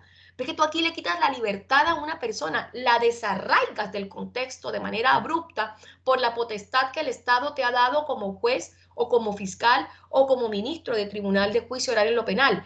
Y es ahí donde hay que tener muchísimo cuidado. Yo siempre lo decía y mi padre me lo replicaba mucho. Ten mucho cuidado a la hora de que le vas a dictar la orden de captura a alguien. Tú tienes que estar plenamente segura. ¿Por qué razón? Porque tú le estás quitando la libertad a una persona.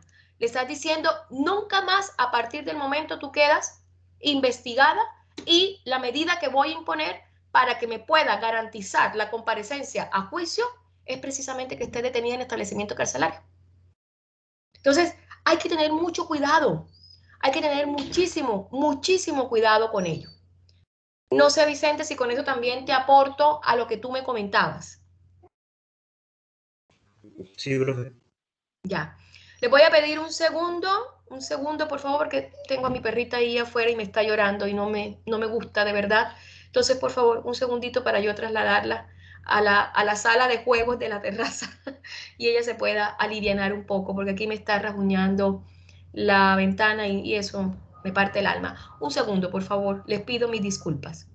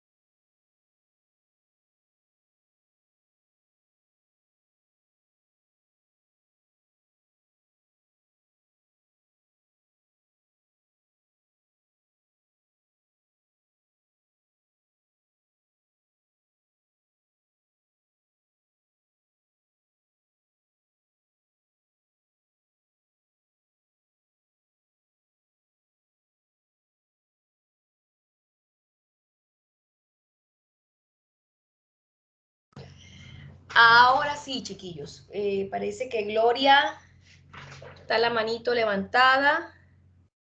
Sigue la manito levantada. Así que, Vicente, Profe, eso. disculpe si me quedó levantada, pero ya la... No te preocupes, Gloria, a mí también me suele pasar lo mismo. Así que eso, chiquillos, por eso es que el derecho penal, miren, nosotros estamos haciendo, como se dice, sesiones express, pero claramente el derecho penal tiene muchísimas aristas y son muchas las estrategias que se pueden abocar en él precisamente para poder defender los intereses, ojo, tanto de las víctimas como también vemos lo que conocemos en un argot más informal, una injusticia. El caso del inspector Vidal, por eso lo voy a mostrar como un ejemplo, para que ustedes también vayan teniendo como esta noción, ustedes van a ser técnicos jurídicos y muy seguramente la vida los va a colocar como asistentes en la PDI, asistentes en Carabineros, en el Ministerio Público, muy seguramente yo me los voy a cruzar en la vida. Y yo les pido en ese momento, por favor, que sean objetivos y que analicen cada caso en concreto individual, porque no todos los casos son iguales.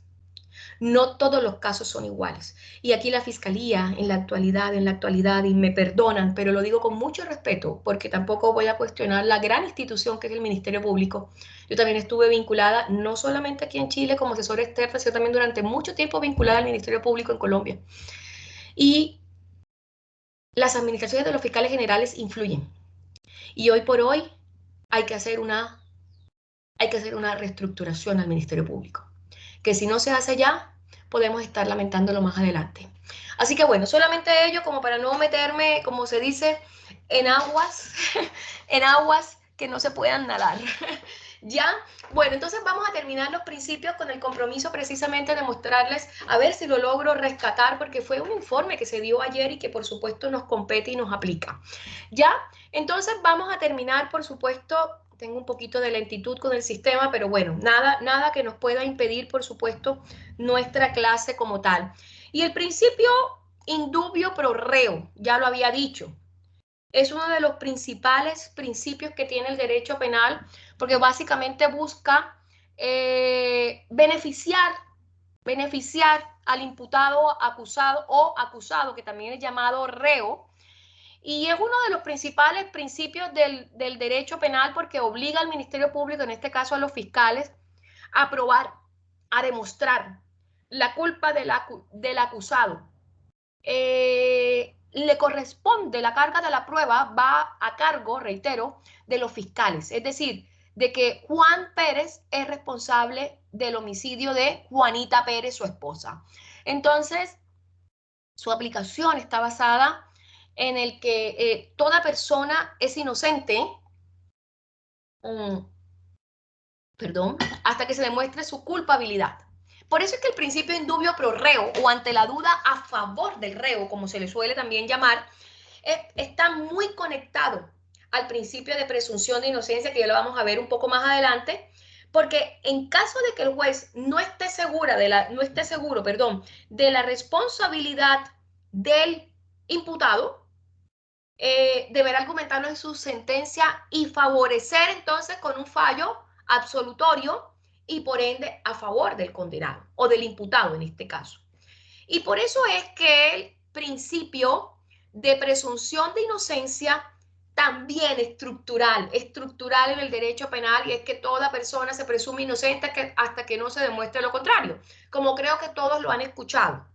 Dejando, por supuesto, permítanme un segundo, por favor. Parece que tengo poca carga y prefiero curarme.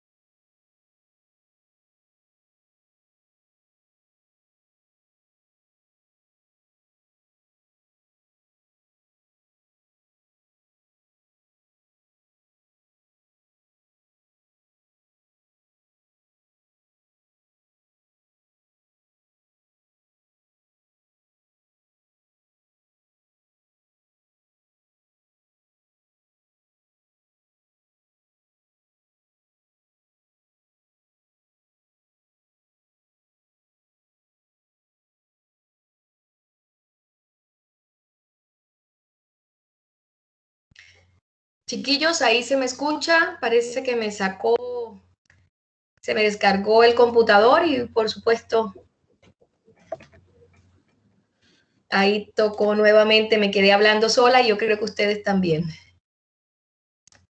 Un segundo, por favor, y voy a volver a cargar para que podamos dar alcance. Un segundo. Vamos a ver.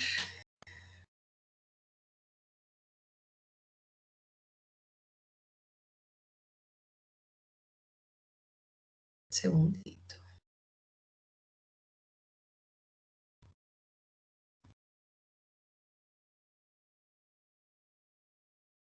Está siendo un día muy soleado, así que vamos a ver, y ahí, nuevamente. Ya nos va a tocar, por supuesto, hasta la diapo que teníamos, que estábamos instruyendo. Menos mal que se conectó rápido, no tuvimos mayor inconveniente.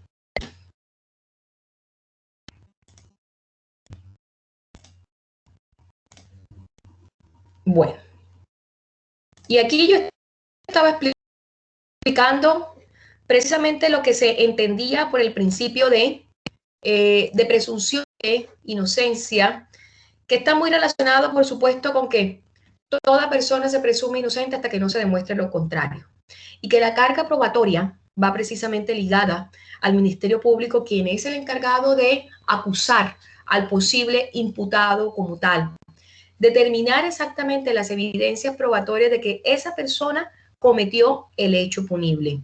Y claramente el contrario de la presunción de inocencia es que se declare la responsabilidad o que se demuestre a través de la incipiente o inicial presentación de evidencia probatoria que ese posible acusado que se está a puertas de convertir en imputado, perfectamente se le pueda dictar prisión preventiva como tal. En el derecho penal moderno, hoy por hoy, para que una persona sea detenida preventivamente, es decir, mientras se está cursando el juicio penal, claramente hay que cumplir con una suerte de requisitos que está consignado en el Código de Procedimiento Penal, que ya nosotros lo vamos a ver un poco más adelante, para efecto de saber exactamente en qué momento la presencia del acusado pone en peligro su comparecencia al juicio como tal y, ojo, es un peligro para la sociedad. En ese caso, por supuesto, también se determina la detención preventiva en establecimiento carcelario mientras se realiza el juicio penal como tal.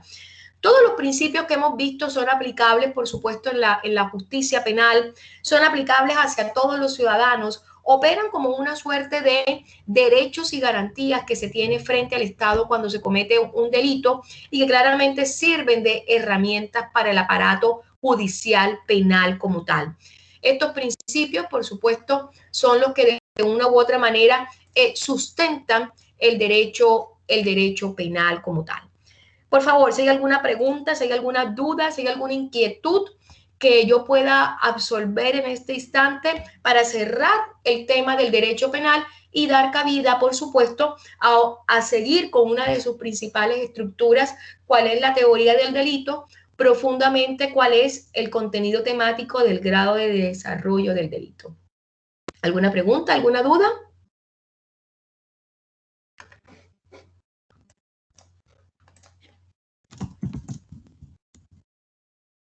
¿Todo muy bien?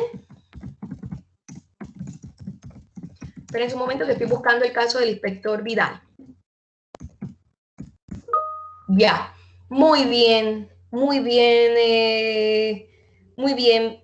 Bárbara, creo que me contestó.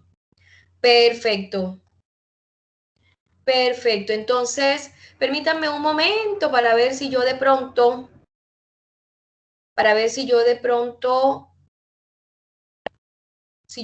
consigo precisamente el caso del inspector Vidal, que al parecer hay un condenado detenido en la cárcel de Alto Hospicio.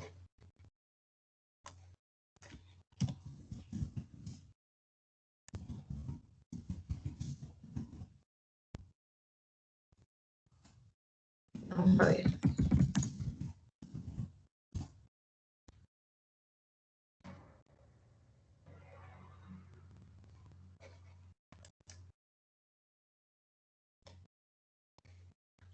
no me arroja el archivo. Vamos a ver, voy a hacer un último intento. Si no, definitivamente nos toca declinar y buscarlo con mayor calma para que ustedes también puedan ubicarse en el contexto de este tipo de sucesos que suceden en el ámbito del derecho penal y que por supuesto también son protagonistas la PDI como tal.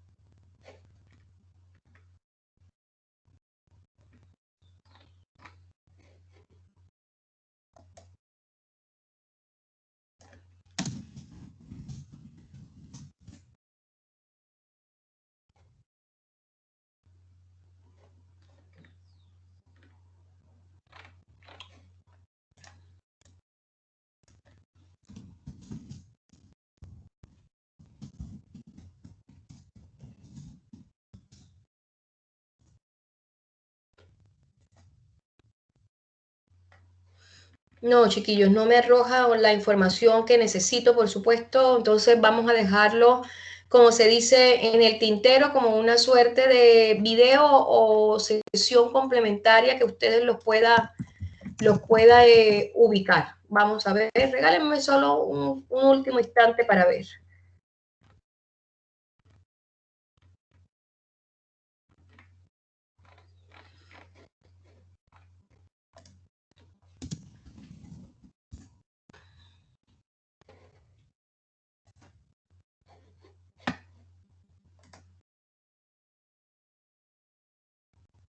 Vamos a ver.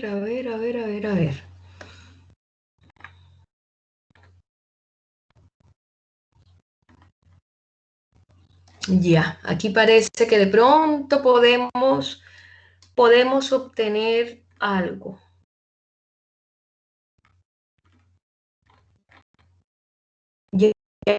Ya, chiquillos. Vamos a ver si parece que he tenido éxito, así que me van a permitir dejar de presentar y a ver si yo logro mi cometido para ubicarlos en este contexto, sobre todo de aplicación del principio de derecho penal. Fíjense que no lo tenía preparado y qué interesante como tal.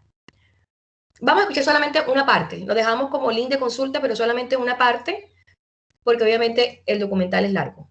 Así que vamos a ver si yo tengo éxito.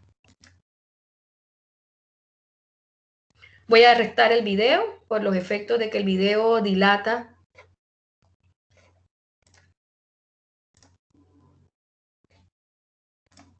la presentación.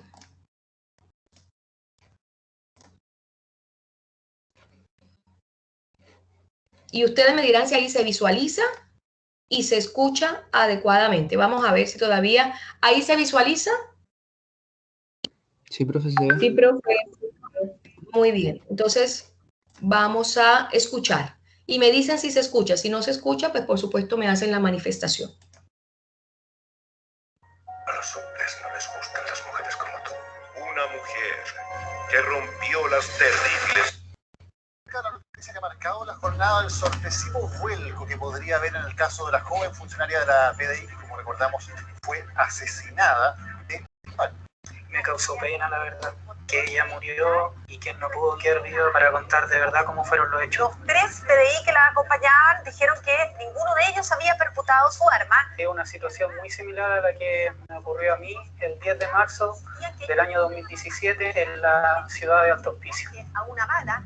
Me disparó un compañero de trabajo en el área antinarcótico y contra el crimen organizado de Iquique. Así es que fueron suspendidos estos policías.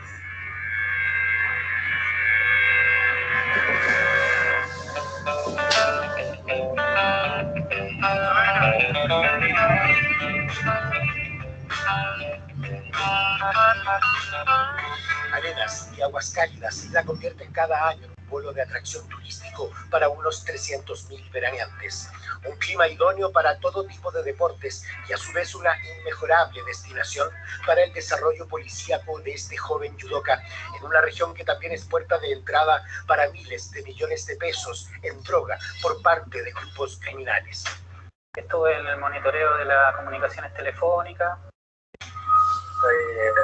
algo para comer. Sí, no, pero del horno, pues. ¿De la verdura? Sí, de la verdura. Hay como 30 platos para 30 personas. Levantamiento de información, seguimiento a blanco investigativo. El inspector Hans Kai alcanzó a trabajar durante 2 años como miembro del grupo investigativo número 2 de la Brianco. Su último operativo fue el 10 de marzo del 2017 en Alto Hospicio, donde seguían los pasos de Rodrigo González. Este blanco portaba un bolso con 4 kilos de pasta base y el inspector Kai recibió la orden de detenerlo, descendiendo del vehículo que conducía a su colega, el inspector Javier Vidal Isla. Yo venía corriendo en persecución de Rodrigo González, a esta altura. Y mi colega hizo el primer disparo cuando se baja del vehículo, y a esta altura yo escucho otros 2 disparos. Me volteo a mirar y era mi colega el que venía disparando. Rodrigo González ingresa acá. Él logra entrar. Yo antes de que la cierre me pongo en esta posición, así, para que no la cierre la puerta. Y Javier Vidal se coloca atrás mío y nosotros empezamos a balancear para entrar a la casa. Nadie gritaba, nadie disparaba, no había nadie que no estuviese disparando del segundo piso. El único que disparaba era mi colega. Kai se encontraba sin su arma de servicio y sin chaleco antibalas. Logro entrar a este jardín. Lo trato de reducir contra el muro y yo levanto la pierna derecha para desestabilizarlo, así. Y voy a levantar la izquierda y siento el disparo que me hace mi colega aquí, que estaba aquí. ¿Quién? Javier Vidal Isla. La declaración que dio el inspector Javier Vidal, sentado junto a Kai en este encuentro de colegas, es muy distinta a la que entregó la propia víctima, que lo señala como el autor del disparo que lo hirió por la espalda cuando estaba al interior de la propiedad. Este es su relato. Comenzamos a forcejear junto con el subinspector Kai para evitar que cerrara la puerta del frontis. En ese instante escucho 2 disparos seguidos e inmediatamente un disparo más. Ahí me doy vuelta hacia la vereda del frente, observando en una casa que se encuentra transversalmente a un sujeto en el balcón, quien estaba portando un arma de fuego y nos estaba apuntando. Javier Vidal declara que yo estaba en esta posición cuando me disparan, desde ese segundo piso. Y él, como andaba con su arma, se parapeta y abate el ataque que nos estaban haciendo, supuestamente, según él, según su versión y la de mis otros colegas. Desenfundo mi arma de servicio y apunto a este sujeto, efectuando 2 disparos hacia su persona, para luego moverme un poco hacia el domicilio de este sujeto, donde nuevamente efectúo un disparo y este tipo realiza un pequeño salto, ingresando al interior del inmueble desde el segundo piso, perdiéndolo de vista. Me traigo a la escalera. Dicen que desde acá había una persona disparando hacia allá, pero eso es lo que dicen ellos. O sea, dicen que este es el ángulo de tiro. Sí, eso es lo que dicen. Para nuestro parecer se encontraba en un procedimiento de flagrancia, por tanto no necesitaban orden para poder entrar a su domicilio. A ese mismo día, cuando se puso los disparos, flagrancia, ¿allanaron el domicilio? No. 4 horas después, a las 6 de la tarde, la agrupación MT0, que pertenece a la misma Brianco, le mostraría al inspector Vidal una foto de Oriel Vergara, al que reconoció como el supuesto francotirador. La fiscalía solicitó una orden de entrada y registro al inmueble de la vereda contraria y se encontraron 5 vainillas, pero luego la fiscalía pidió otra orden de allanamiento al inmueble inmediatamente contiguo, por donde Vergara habría escapado. Orden que no fue ejecutada en el mismo domicilio inmediatamente contiguo, sino que fue ejecutada 5 o 6 domicilios más allá. O sea, se equivocaron de domicilio. Se equivocaron de domicilio, eso es efectivo.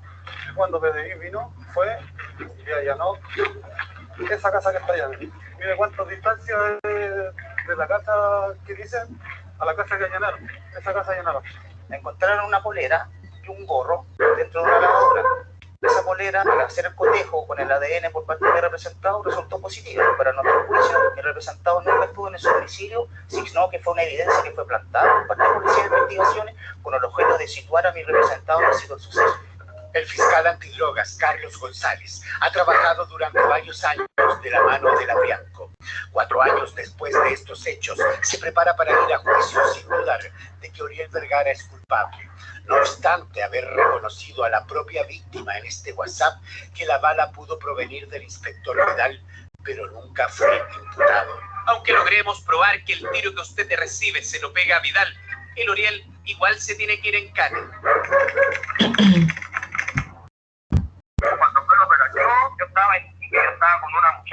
estaba en ese tiempo. Los rumores que él sabía que lo andaban buscando. ¿Qué fue lo que hizo? Él fue a entregarse ¿Cuántas veces fue a entregarse? como 3 veces. Oriel Vergara es el único imputado por el delito de homicidio frustrado contra Hans Kai, contra el inspector Javier Vidal y contra su propio cuñado Rodrigo González, el blanco del operativo que también resultó herido en un brazo. 4 años y medio está preso, no ha habido pruebas, no le han hecho juicio, nada, y quiero que se sepa la verdad ahora. Lleva 4 años y 3 meses esperando el juicio, recluido en la cárcel de Alto Hospicio. Frente al presidio, esperamos su llamada y nos dio esta entrevista. Yo tengo entendido que tú te fuiste a entregar 3 veces, ¿o no? Yo me fui a entregar a la semana después, me fui a entregar, pero yo me fui a entregar a tribunal. Porque mi familia me dijo que a mí me andaban buscando. O sea, al niño le dije, mire, lo que pasa es que a mí me están acusando de un delito que yo no he cometido. Oriel tiene antecedentes penales por receptación, hurto y tráfico en pequeñas cantidades, pero asegura que no es un asesino y que no se enfrentaría a tiros con la brigada antinarcóticos, negando que haya estado en el segundo piso de la casa donde vivía la madre de su hija. La mamá y mi hija llegaban un año viviendo ahí. Yo le digo, yo sí iba a ver a la tía por medio, a mi hija, pero a mi hija la iba a ver y yo, obviamente, si le voy a verla, me pongo un cigarro, otro cigarro ahí en la casa. Según la policía, lo que me incrimina a mí en este delito es un mucho cigarro que encuentran en el lugar donde salen los disparos, pero no fue así como huellas bien en casquillo o huellas de pólvora o arma, no encontraron nada. La media hermana de Oriel era la pareja de Rodrigo González. Mientras él era reducido por el detective Kai, ella estaba al interior de la casa cuando sonó el disparo. González huyó y el inspector Vidal salió en su persecución. Y me disparó, sale siguiendo a Rodrigo González y empieza a disparar hacia el oriente por el pasaje. Y quedé botado aquí en el piso. Era tan grande el dolor que yo sentía como que me iba a desmayar o morir en cualquier momento. Porque ya mis colegas no me prestaron ayuda y me estaban dejando prácticamente morir.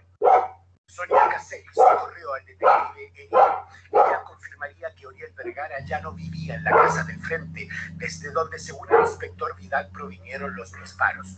2 meses después, vía WhatsApp, un recuperado Kai le agradeció su ayuda a Sonia, confidenciándole que había sido traicionado por quienes creía eran los suyos.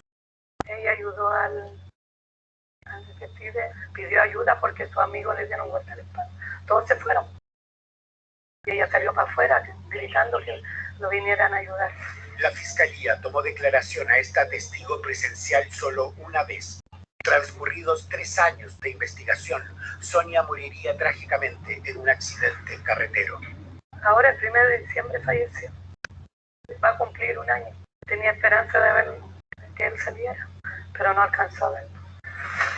El fiscal Carlos González decidió trabajar con la PDI para reconstruir los hechos en los que estarían involucrados funcionarios de la PDI. La institución no accedió a responder nuestras preguntas, solo nos entregaron esta declaración.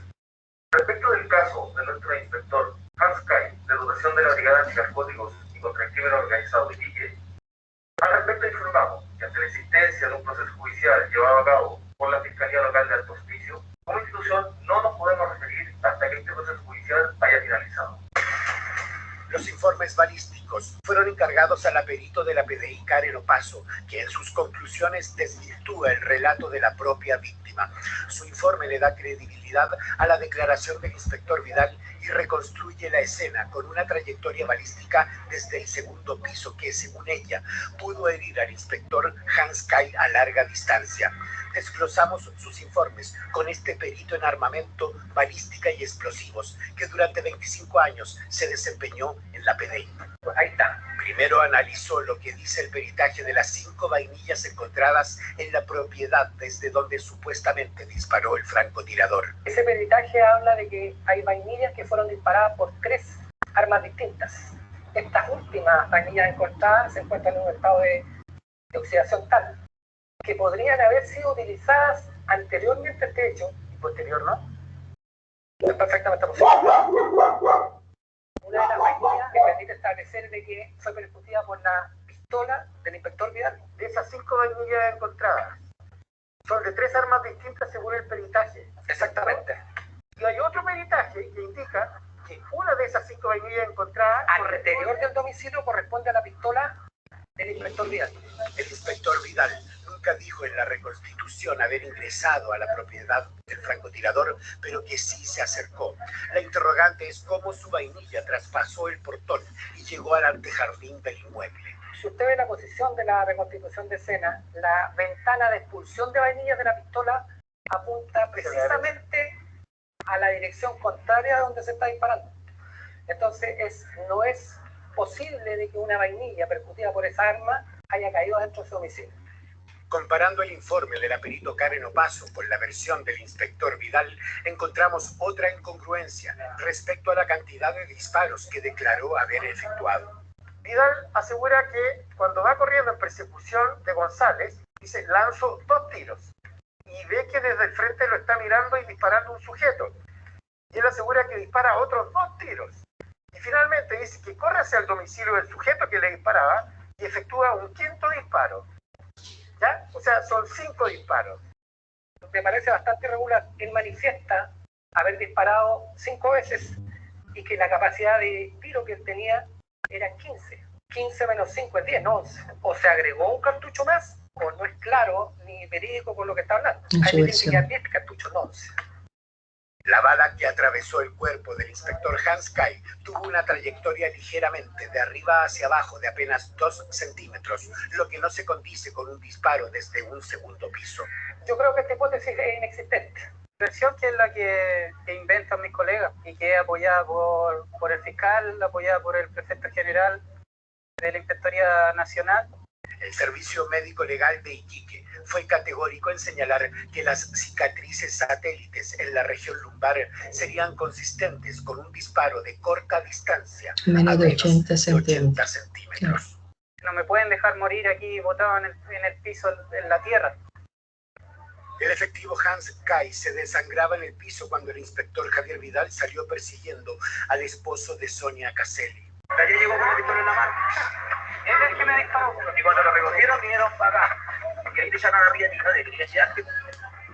Querían allanar más, querían encontrar más drogas. Este funcionario activo de la PDI fue trasladado moribundo al hospital de Alto Hospicio, donde no olvida que pudo convertirse en un nuevo mártir de la institución.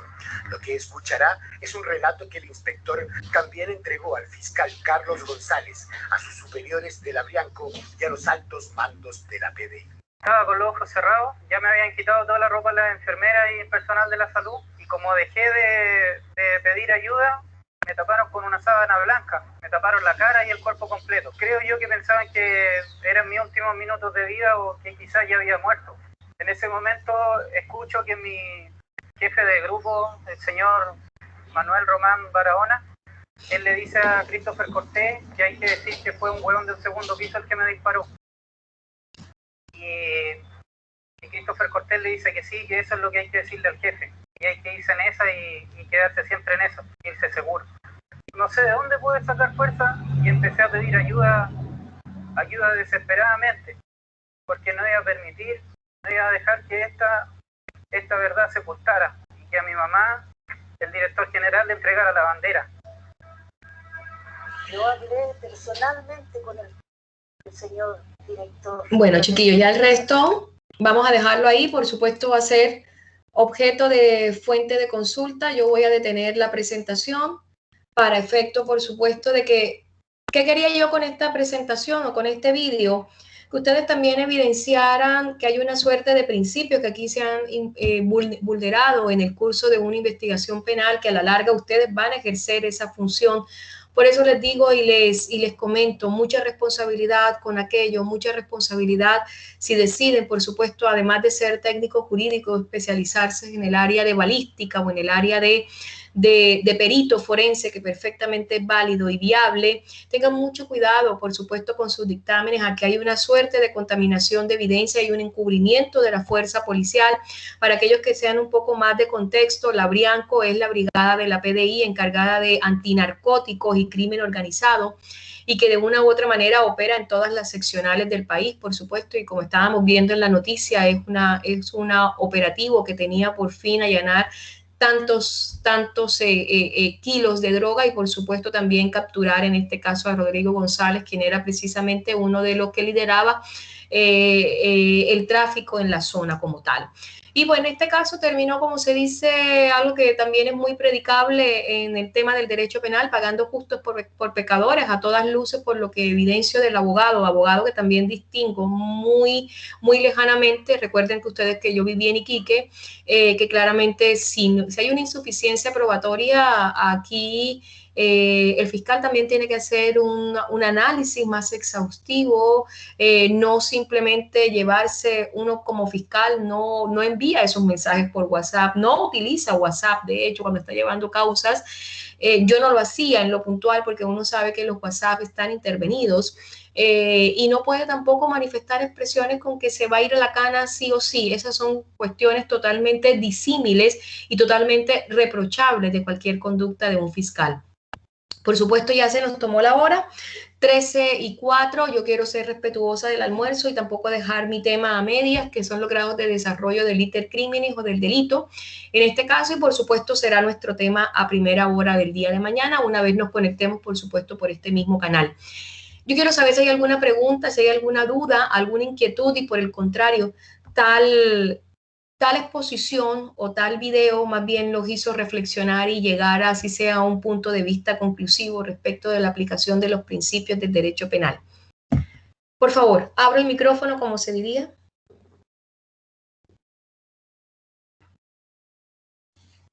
No hay dudas, no hay inquietudes, todo muy claro, todo muy transparente.